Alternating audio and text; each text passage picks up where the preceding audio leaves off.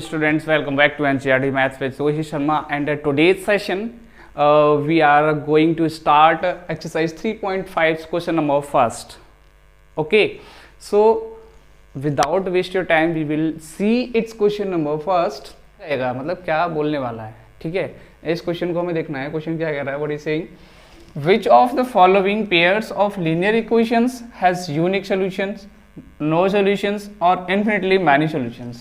यानी कि इनमें से कौन सा लीनियर इक्वेशंस ऐसा है जिसके पास मतलब कोई सोल्यूशन नहीं है, और या फिर उसका एक यूनिक सोल्यूशन है, या फिर उसके बहुत सारे सोल्यूशंस हैं, ठीक है। इसके बेस पे मैं आपको एक्सरसाइज आपको कराया था, 3.3 एक्सरसाइज कराई थी, तो उसमें आप लोगों ने सॉल्व किए थे कि जब इंटरसेक्टिंग होता है, कंडीशंस होती है, पैरेलल्स होती हैं और आपकी नॉन पैरेलल्स होती हैं, ये सारी कंडीशंस मैंने आपको कराई थी। तो वहाँ ये सारे जो केस यहाँ पे दिए हुए हैं, unique solutions, no solutions, infinitely many solutions, ये सारे केस वहाँ आए हुए थे, ठीक है। तो बस उसी के बेस पे आपको इसको सॉल्व करना है।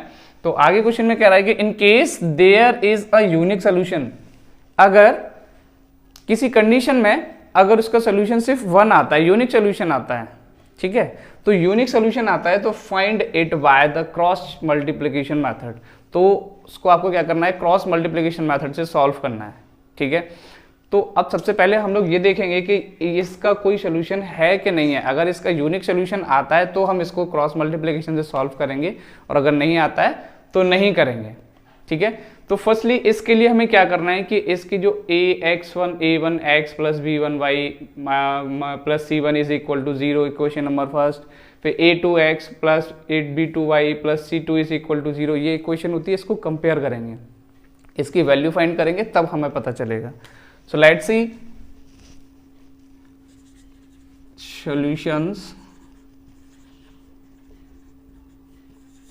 सॉल्यूशंस में देखना है a1 is equal to 1 and b1 is equal to -3 and c1 is equal to -3।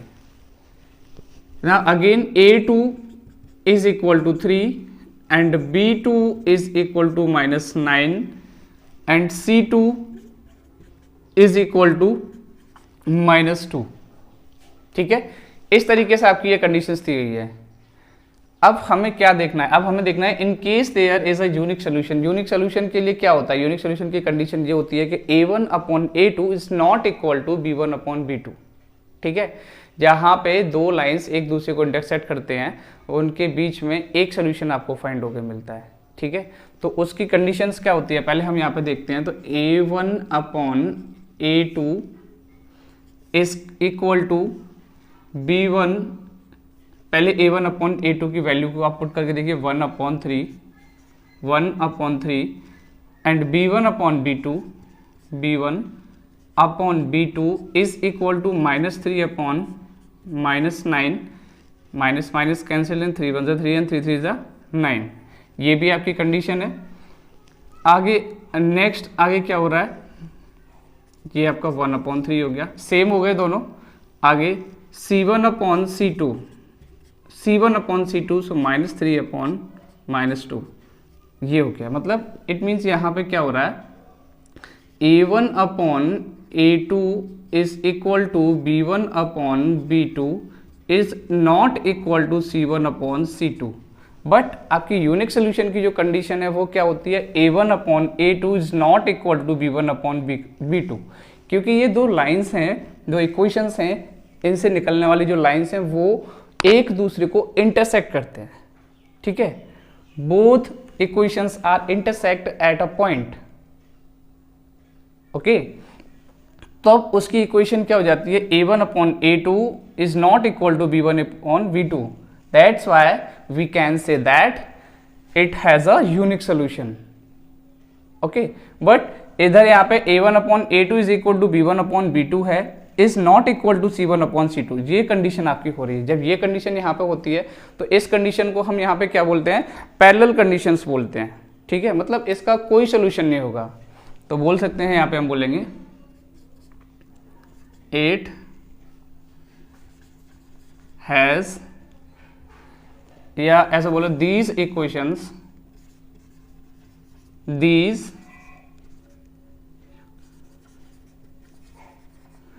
are parallel. These equations are parallel. That's why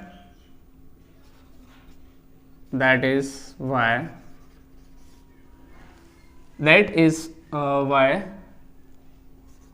it has no solutions.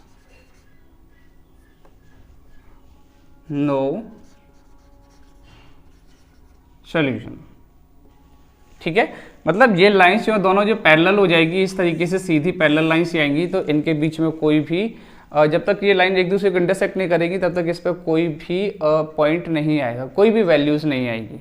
ठीक है, तो वैल्यू नहीं आएगी तो सिर्फ आपको लिखना था the equations are parallel, that is why it has no solution. That's it. अब आपको सॉल्व नहीं करना है. ये आपका फर्स्ट पार्ट कंप्लीट हो गया. Now we will see its other. In second part we will say its values of a1 is equal to 2 and b1 is equal to 1, a1 is equal to 2 and b1 is equal to 1 again, and c1 is equal to 5. जब side 5 को इधर हम transposing करके लाएंगे तो -5 हो जाएगा. ठीक है, again a2 is equal to 3 and b2 is equal to 2 and c2 is equal to 8, -8. इसकी भी ट्रांसपोजिंग करेंगे, इस 8 को अगर इधर ट्रांसपोजिंग करेंगे तो -8, ऐसे ही 5 की ट्रांसपोजिंग करते तो -5. ठीक है, तो इस तरीके से आपकी इसकी इक्वेशन हो जाएगी. अब आपको चेक करना है, let me check it. a1 upon a2 is equal to a1's value is 2 and a2's value is 3, comma b1 upon b2. b1 upon b2, so b1's value is 1 and b2's value is 2. Now a1 upon a2 is not equal to b1 upon b2. अभी मैंने last question में बताया था कि जैसे कि आपके a1 upon a2 ये सेम होते हैं तो आगे नेक्स्ट वैल्यू सेम नहीं होती है, तो वहाँ क्या होता है, पैरेलल होते हैं. जब यहाँ पे ये दोनों के टर्म्स कोएफिशिएंट्स हैं, जब ये इक्वल नहीं है, a1 upon a2 is not equal to b1 upon b2, ये कंडीशन है, तब ये लाइंस कैसी होती है, इंटरसेक्टिंग लाइंस होती हैं. ठीक है, जब ये इंटरसेक्टिंग लाइंस है तो हम क्या बोल सकते हैं, इसके पास एक यूनिक सोल्यूशन होगा. इसकी जो लाइंस हैं वो इस तरीके से एक दूसरे को इंटरसेक्ट करेंगे एक पॉइंट पे. जब एक पॉइंट पे इंटरसेक्ट करते हैं तो इसका एक यूनिक सोल्यूशन होता है. ठीक है, बस वही हमें यहाँ फाइंड करना है. अब इसको हमें सॉल्व करना है बाय क्रॉस मल्टीप्लिकेशन मेथड. तो बोल सकते हैं यहाँ पे these equations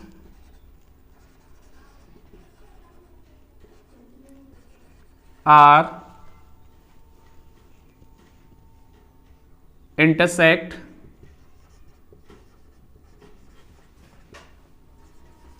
at a point. These equations are intersect at a point, that's why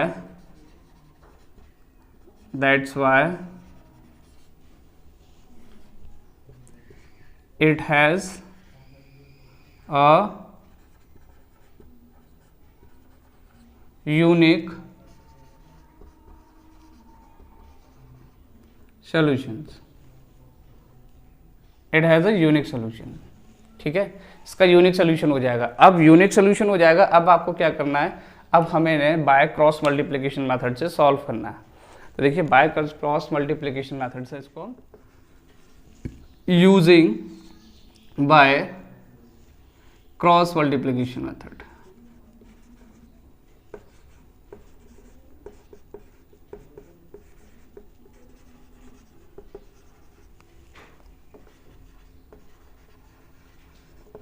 cross multiplication method.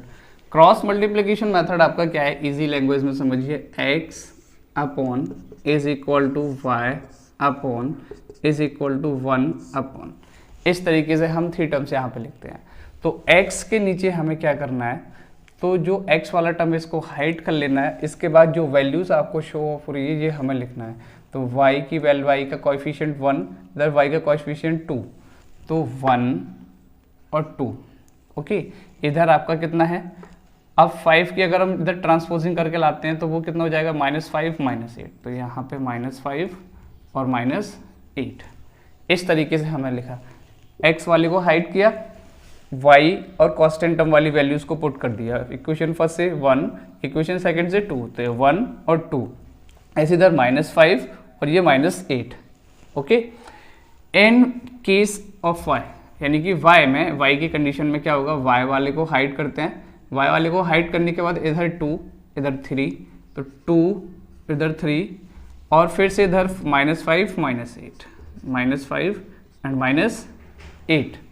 Okay, now in other condition, constant conditions, इधर हाइड करेंगे कांस्टेंट वाले को, कांस्टेंट को हाइड करने के बाद इधर 2 और 3, सो 2 3 एंड 1 2, 1 और 2, इस तरीके से नोट किया। अब नोट करने के बाद आपको क्या करना है,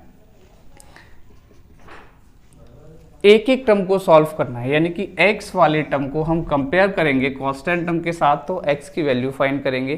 फिर जब x की वैल्यू फाइंड हो जाती है, देन y को हम कंपेयर करेंगे फिर से कांस्टेंट टर्म के साथ, तो हम y की वैल्यू फाइंड करेंगे।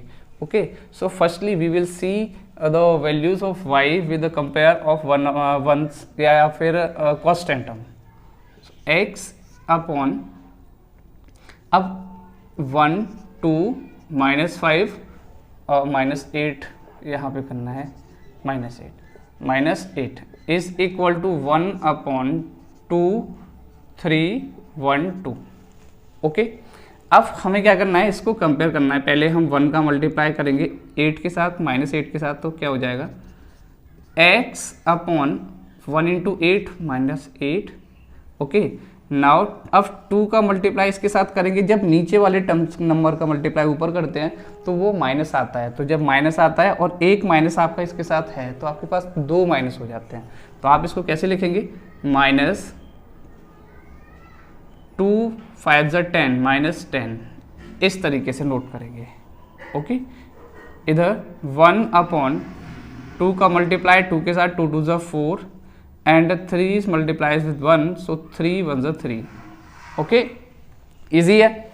अब आपको क्या करना है, x upon -8 minus plus 10 is equal to 1 upon 4 - 3 is 1। हो गया, cross multiply, x is equal to 10 - 8 इज 2, so x is value is 2। x की वैल्यू यहाँ पे आपको 2 मिल गई। ओके, अब आपको क्या करना है, किसी भी वैल्यू को पुट नहीं करना है, किसी भी वैल्यू को x को पुट नहीं करना है। पहले हम लोग एलिमिनेशन मेथड और जो दूसरा मेथड हमने किया था उसमें क्या किया था, इस वैल्यू को पुट किया करते थे, लेकिन आपको यहाँ पुट नहीं करना है। ठीक है, इस वैल्यू अब क्या करना है, y को कंपेयर करना है। Now y upon 2 3 -5 and -8 is equal to 1 upon 2 3 1 2। Again y upon, फिर से वही 2 8 ज़ा 16 एंड -3 5 ज़ा 15 इज इक्वल टू 1 अपॉन 2 2 ज़ा 4 एंड -3 1 ज़ा 3। हो गया, y upon -15 -16 plus 15 is equal to 1 upon 1। Now y is equal to y upon -1 is equal to 1 upon 1 and cross multiplied y is equal to -1। ये हमारी value हो गई, इधर हमारी x की वैल्यू, इधर हमारी y की वैल्यू। ओके, तो आज के सेशन में, आज की वीडियो में हमने सिर्फ इसके 2 पार्ट सॉल्व किए हुए हैं। अदर सेशन में और नेक्स्ट वीडियो जब हम आपको प्रोवाइड कराएंगे तो उसमें आपके 2 जो क्वेश्चंस हैं उन दोनों क्वेश्चंस को सॉल्व करेंगे। ठीक है, तो और भी अगर इसके क्वेश्चंस हैं वो मेरे आपके डिस्क्रिप्शन बॉक्स में आपको मिल जाएंगे, वहाँ से आप क्वेश्चन को क्लिक करके और उनको ईजिली देख सकते हैं। ठीक है, और अगर आप मेरे चैनल पर नए हैं तो प्लीज़ उसको सब्सक्राइब करें। ठीक है, और लोगों को शेयर करें जिससे कि उनकी भी हेल्प हो सके। Okay, now goodbye all.